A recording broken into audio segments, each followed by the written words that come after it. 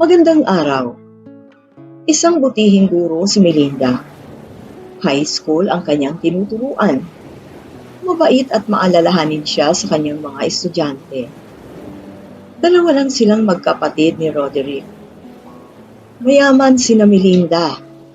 Bukod sa mga lupain at malaki nilang bahay, ay marami din silang paupahang apartment. May jewelry shop din ang kanyang ina. Kaya naman kahit hindi magtrabaho ay mabubuhay ang dalaga. Sadya lang na mahal niya ang pagtuturo, kaya naman ito ang kinuha niyang propesyon. Ano ba ang gagawin mo sa mga lumang damit na hiningi mo sa mga kaibigan mo, anak? Nagtatakang tanong ni Lolita sa dalaga nang minsang dumating ito na maraming dalang lumang damit. Ibibigay ko po sa dalawang estudyante kong nasunugan, Mommy. Sagot naman ng dalaga habang marahang umupo sa sofa at ibinaba ang mga dalang lumang damit. Oh, may nabalitaan nga pala akong nasunugan sa may barangay ng Makalawa. Kasama pala doon ang mga estudyante mo? Gulat naman na tanong ni Roderick habang nakatingin sa kapatid. Oo, Kuya Roderick. Naawa nga ako sa kanila eh. Tanging mga gamit lamang nila sa school ang nailigtas nila. Sagot naman ng dalaga na bahagyang lumungkot ang mukha. At pupuntahan mo sila ngayon, anak? Tanong naman ni Lolita sa anak. Yes, Mommy. Aba anak, magpahinga ka naman. Bukod sa pagtuturo mo sa school, nag-volunteer ka rin para magturo sa mga street children. Wala ka ng panahon para sa sarili mo. Nitanya ni Lolita. Kaya nagiging teacher of the year itong anak ninyo, Mami. Sobrang sipag at sobrang bait sa mga estudyante. Sabi naman ni Roderick na nakangiti sa kapatid. Kuya Roderick, hindi ko naman ito ginagawa para lang sa award. Ang totoo, gusto ko lang talagang makatulong sa mga kabataan na maabot ang kanilang mga pangarap. Tsaka wala naman akong pasok ngayon eh, kaya ngayon ko na lang ito dadalhin. Sagot naman ang dalaga sa kanila, sabay ngiti. Kaya wala ka ng panahon sa love life eh. Puro ka-profession mo na lang ang inaasikaso mo. Mami, maligaya po ako sa ginagawa ko. Nakangiti namang sabi ni Melinda sa ina. Talaga? Totoo ba yan? Tugtong naman ni Roderick na nagdududa sa kapatid. Kuya Roderick, alam ko ang iniisip mo. 10 years na ang lumilipas. Limot ko na ang iniisip mo. Tsaka, maring may asawa na yun. Paliwanag naman ni Melinda at nag-iwas ng tingin sa ina at kapatid. Samantala, dahil sa pagiging matyaga sa pagtuturo, ay inirekomenda ng kanilang barangay chairman si Melinda sa kaibigan nitong bagong lipat sa kanilang barangay. Naghahanap kasi sila ng magtuturo sa kanilang anak na nasa grade 7 na. Sa pakiusap ng chairman, ay nagtungo ang dalaga sa tahanan ng bata upang i-tutor ito. Isang malaking bahay ang bumungad sa kanya. May magaganda ring mga sasakyan. Dahil nasabi na kay Monica na darating si Melinda, ay agad niya itong pinatuloy. Ikaw si Teacher Melinda, hindi ba? Teacher Melinda Santiago, right? Tanong ni Monica sa dalaga matapos itong paupuin sa kanilang magandang sofa. Ako nga po.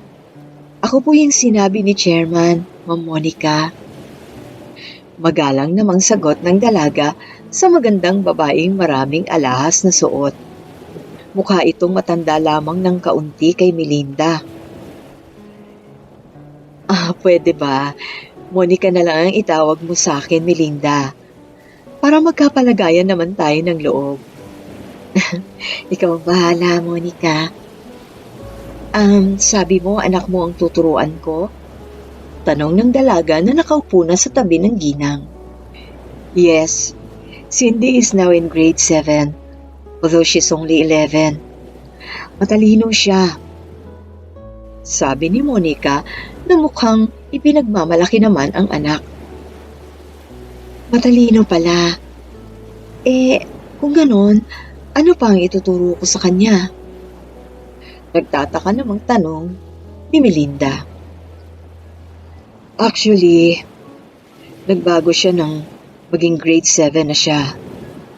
Marami na siyang mabababang grades. Paliwanag ni Monica na bahagyang bumagsak ang balikat. Ha? Bakit? Anong dahilan at nagkaganon siya? I don't know. Ayaw naman niya kasing sabihin kung anong problema niya.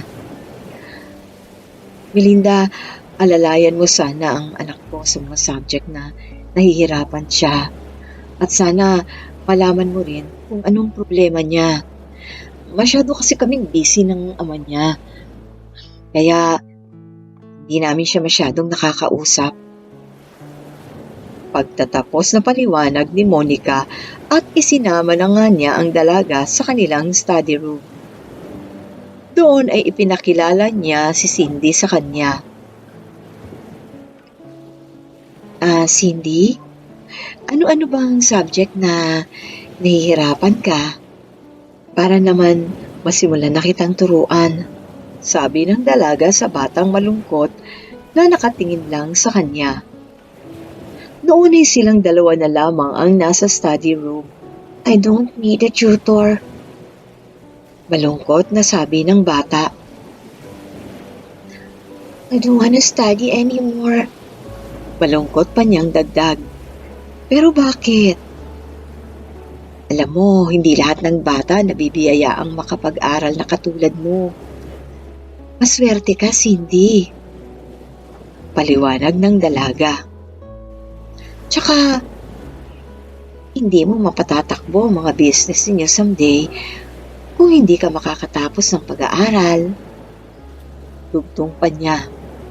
Sana nga po, hindi na lang kami yumaman. Sana hindi na lang po. Oh, bakit ka umiiyak? Cindy, hindi lang ako tutor. Pwede mo rin akong ituring na kaibigan. Pwede mong sabihin sa akin kung ano man ang problema mo.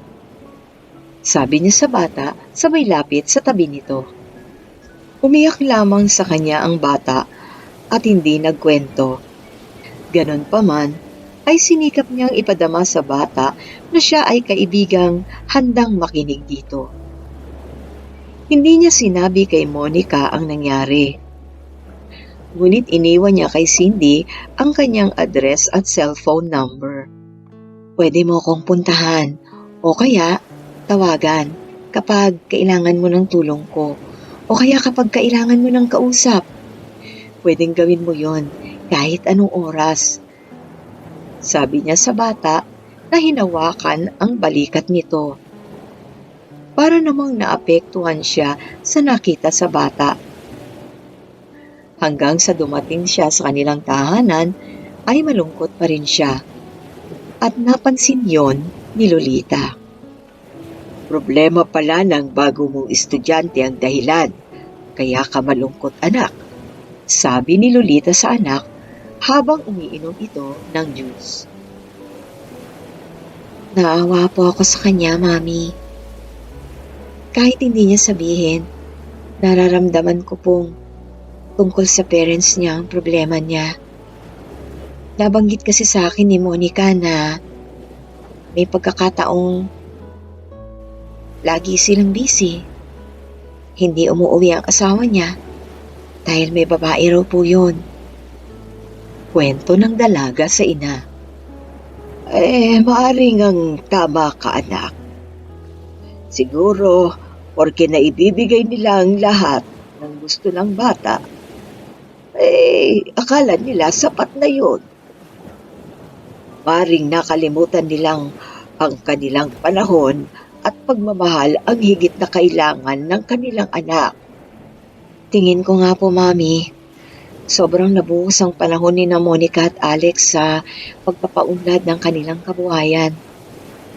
At maring nagbisyo na lang po yung lalaki noong guminhawa na sila. Sagot naman ng dalaga sa ina. Napabuntong hininga naman si Lolita. Tingin kasi niya, maging ang mga magulang ni Cindy ay kailangan din tulungan. Pero paano gagawin yon ng kanyang anak? Ganong wala pa itong asawa at anak. Nang mga sumunod na araw, sinikap ni Melinda na makuha ang loob ni Cindy. Ipinagpaalam niya ito kay Monica upang maipasyal, na ikinatuwa naman ng bata. Habang tumatagal, unti-unti nang nalalaman ni Melinda na tama siya dahil na rin sa mga kwento ni Cindy. Ayon sa bata, lagi pong nag-aaway sina Mommy at Daddy. Madalas, nagwawala po si Mommy. Nagtatapon po ng gamit. Kapag galit kay Daddy. Sabi po niya, may babae daw po si Daddy. Kaya wala na pong time para umuwi. Maluha-luha at malungkot na kwento ng bata sa dalaga. Noon ay nasa park sila. Yun ba ang dahilan kaya sabi mo ayaw mo nang mag-aral? Malambing naman niyang tanong sa bata habang nakaupo sa tabi nito. Ang gulo na po ng buhay namin, Teacher Melinda. Wala na pong time sa akin sina Mommy at Daddy. Maid na nga lang po namin ng umaasikaso sa akin.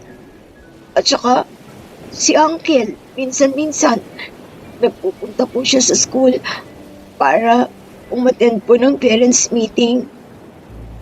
Sagot pa ng bata sa dalaga na lumuluha na.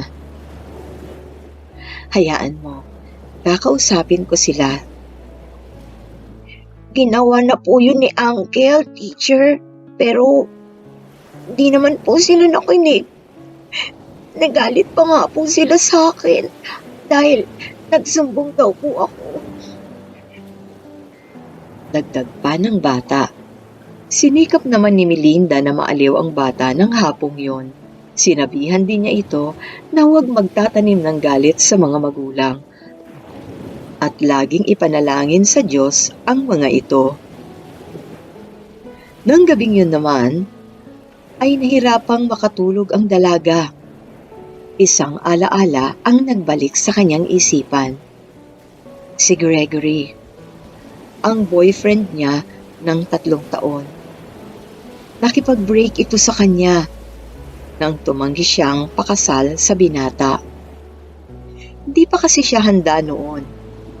Ang gusto niya, bigyan pa siya ng binata ng kaunting panahon.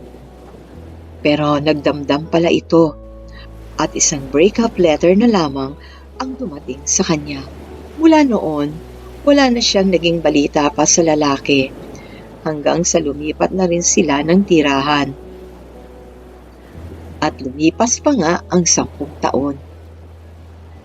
Ngayon ay naisip niyang kung pumayag kaya akong magpakasal kay Gregory. Siguro, malamang na may anak na rin kami. Malungkot niyang sabi sa sarili. At sa ganung sitwasyon ay unti-unti siyang dinalaw ng antok. Isang araw, sa bahay ni na Cindy, muli na namang nag-away sina Monica at Alex. Hindi na naman kasi umuwi ang lalaki. Alam ko, kaya hindi ka umuwi magdamag kagabi dahil nagbabad ka na naman sa kama ng babae mo. Sumisigaw na sabi ni Monica sabay bato ng flower vase. Mabuti na lang at nakailag ang lalaki, dahilan upang sumigaw na rin ito. Tumigil ka na, Monica. Kaya hindi ako umuwi Dahil naririndi na ako sa bunganga mo. Dahil na lang kay Cindy kaya kita inuuwian, alam mo ba yon? Sigaw naman ni Alex sa galit na si Monica. Walang hiya ka. Walang hiya ka talaga. Mabuti pa nung mahirap tayo. Tinuka. Pero ngayon guminawa na tayo, naging mabisyo ka na. Naging babaero. Kasalanan mo rin ito. Puro ka negosyo at pakikipagsosyalan sa mga kaibigan mo.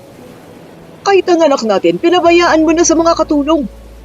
Huwag mo kong idamay sa pagkakamali mo. Walang hiya ka talaga. Nagagalit ka kasi totoo ang sinabi ko. Kaya kung ayaw mo na akong makita, madaliin mo na ang annulment natin, Monica. Nang gabing yon, dahil sa pag-aaburido sa mga magulang, ay umalis ng bahay si Cindy nang lingid sa kanilang kaalaman. Gulat na gulat naman si Melinda nang makita si Cindy. Cindy, oh, bakit napasugod ka? Gabing-gabi na. Umiiyak ka pa. Teacher Melinda. Teacher, maghihiwalay na po sina Mommy at Daddy. Iyak ng sumbong ni Cindy kay Melinda. Sa bahay naman ni na Cindy, ay halos maloko ang kanyang mga magulang sa paghahanap sa kanya. Ano bang nangyari, ate? Kuya, bakit naglayas ang pamangkin ko? Nag-aalalang tanong ni Gregory sa mag-asawa. Hindi ko alam, Gregory. Siguro, narinig niyang pag-aaway namin ni Monica. Nag-aaway kasi kami kagabi. Pag-ano naman ni Alex kay Gregory. Si Gregory ay pinsan ni Monica at napakalapit nito kay Cindy. Kasalanan mo ito, Alex. Ikaw ang may kasalanan, Monica. Bungangera ka kasi. Tama na yan. Kung tutuusin, pareho kayong may pagkukulang sa bata, ate. Kuya, napabayaan niyo siya. Sagot naman sa kanila ni Gregory na nagsikap pa rin maging mahinahon. Saglit namang natahimik ang dalawa. Parang inisip ang mga sinabi ng pinsan. Nang biglang tumunog ang cellphone ni Monica. Nang makitang si Melinda ang tumatawag ay agad niya itong sinagot. At doon na niya nalaman na kay Melinda pala ang bata. Agad naman nilang pinuntahan ang bata. Sumama sa kanila si Gregory dahil na rin sa kagustuhang makita ang mahal na pamangkin. Nang makarating sa bahay ng dalaga, ay agad silang sinalubong ni Melinda. Alex, salamat dumating na... Ha? Sabi ni Melinda na hindi na ituloy dahil nagulat sa lalaking kasama ni Monica. Oo, si Gregory ang dating nobyo ni Melinda. Nanlaki ang mga mata ni Gregory nang makita ang dating kasintahan. Nasilayan dito ang kasiyahan. Agad niyang binati ang dating kasintahan. Naikinagulat naman ng mag-asawa. Magkakilala kayo? Tanong ni Monica sa kanila. Oo, ate. Si Melinda ang dati kong girlfriend. Pagtatapat naman ang binata habang nagpapalipat-lipat ng tingin kina Melinda at Monica. Nanlaki naman ang mga mata ng mag-asawa habang abot-abot naman ang malakas na pintig ng puso ni Melinda. Ganun pa man ay sinikap niyang makapagsalita. Nakaraan na yon. Ang mahalaga ay si Cindy. Kayo ang pinoproblema ng inyong anak, Monica, Alex. Ayaw niyang maghiwalay kayo. Sabi pa nga niya, sana nga raw hindi na lang kayo yumaman. Para buo pa rin ang pamilya ninyo. Malungkot na pagtatapat ng dalaga sa mag-asawang nakatitig lang sa kanya. Napaiyak naman si Monica. Tila ba naantig ang damdamin sa nalaman sa dalaga. Sana, total din lang, Maginhawa na kayo. Ang inyong anak naman ang isipin ninyo. Pagtuunan niyo siya ng pansin. Kailangan niya kayo. Dugtong pa ng dalaga na may nakikiusap na mga mata. Tama si Mel, ate. Tanungin niyo rin muna ang sarili ninyo kung paghihiwalay nga ba talagang gusto ninyo. Baka kasi mahal pa ninyo ang isa't isa. Tumihiran lang ang pride sa inyo. Ate, kuya, mahirap magsisi sa huli. Dugtong naman ang binata. Nawari bagang may naaalalang nakaraan. Si Melinda naman ay ayaw tingnan ang binata. Parang nasasaktan siya sa mga sinasabi nito. Doon naman nagliwanag ang isipan ng mag-asawa. Humingi sila ng tawad sa isa't isa, maging sa kanilang anak. Nangako silang babawi sa bata, na labis namang ikinatuwa ni Cindy. Nang magpaalam na upang umuwi sina Monica, ay nagpaiwan doon si Gregory upang makausap si Melinda. Sa pagkakaalam ko, wala na tayong dapat pag-usapan dahil ikaw ang nakipag-break sa akin. Sabi ng dalaga na pilit iniiwasan ang mga mata ng binata. Pilit siyang nagpapakatatag upang wag lumuha dahil bumalik ang lahat ng sakit ng kanyang puso. Meron, Melinda. Marami tayong dapat pag-usapan. Sabi naman ni Gregory habang nakatitig pa rin sa mga mata ng dalaga. Baka sa mukha nito ang labis na pagsisisi. I'm sorry, Mel. Naging pabigla-bigla ako. Sarili ko lang ang inisip ko. Sabi naman ng binata habang nangingilid ang mga luha sa mga mata. Halos mabingi naman sa tibok ng kanyang puso si Melinda. Hindi niya alam ang sasabihin dahil ang totoo ay mahal pa rin niya ang binata na uncle pala ng kanyang estudyante. I'm still single, Mel. And this is because of you. I still love you. Hindi yun nagbago sa loob ng 10 taong nakaraan. Paliwanag pa ng binata na hinawakan na ng marahan ang kamay ng dalaga. Hindi na napigilan pa ni Melinda ang pag-agos ng mga luha sa kanyang mga mata.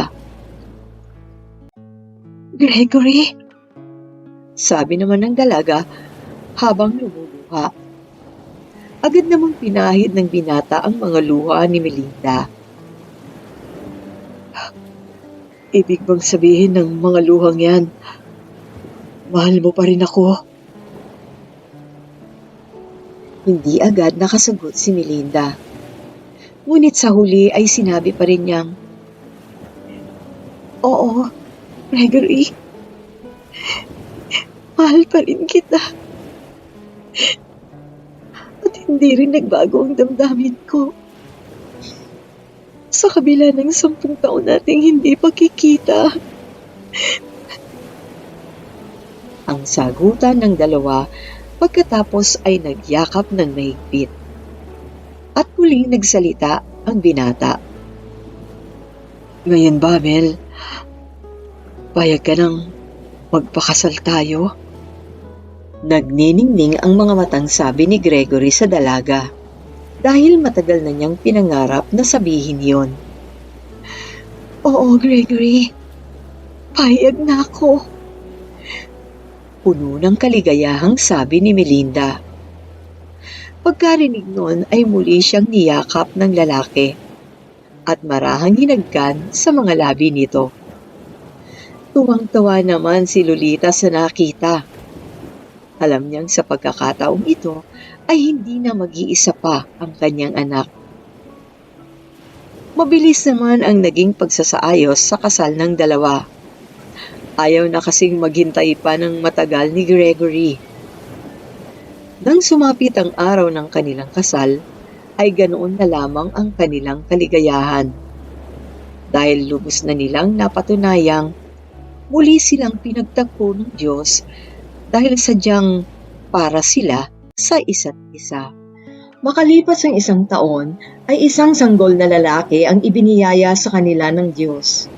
Ganun na lang ang kaligayahan ng mag-asawa. Thank you, Han. Palalakihin natin siya na puno ng pagmamahal at puno ng pangaral. Oo, Han. At ako, ang kanyang magiging unang guro. Sabi ng mag-asawa matapos ay nagyakap ng mahigpit. Wakas. Sana po ay inyong naibigan at kinapulutan ng aral ang ating kwento. Huwag niyo po sanang kalimutang mag-like, mag-share at mag-subscribe sa ating YouTube channel. Pakihit din po ang inyong notification bell para malaman ninyo ang ating mga bagong upload. Marami pong salamat. Hanggang sa muli dito sa Dear Ocean.